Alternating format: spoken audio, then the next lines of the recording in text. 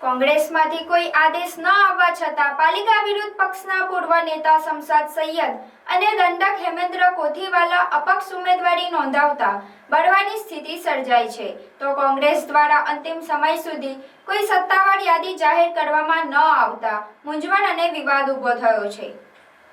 ઉમેદવારી નોંધાવવાના અંતિમ સમય સુધી કોંગ્રેસ દ્વારા કોઈ જ સ્પષ્ટતા કરવામાં કે સત્તાવારી યાદી જાહેર કરવામાં આવી ન હતી, જેથી સવારે કેટલાય કોંગ્રેસના ઉમેદવારોએ ઉમેદવારી નોંધાવી હતી.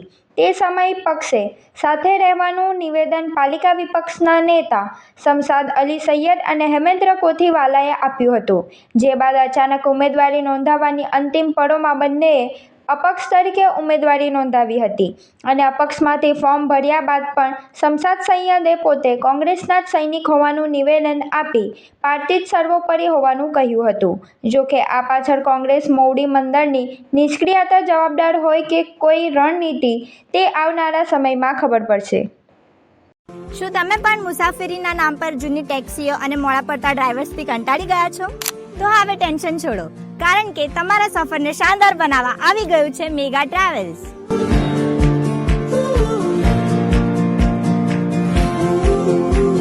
મુંબઈ હોય, સુરત કે વડોદરા કે પછી અમદાવાદ એરપોર્ટથી ફ્લાઇટ પકડવી હોય, હવે વન સાઇડ પિકઅપ અને ડ્રોપિંગની ચિંતા ભૂલી જાઓ.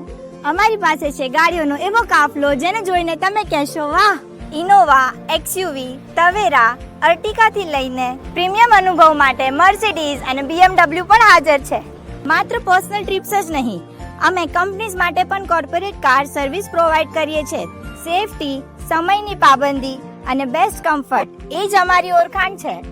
તો રાહ શાની જુઓ છો? આજે જ તમારો રૂટ બુક કરો. બુક કરવા માટે સ્ક્રીન પર આપેલા નંબર પર કોન્ટેક્ટ કરો.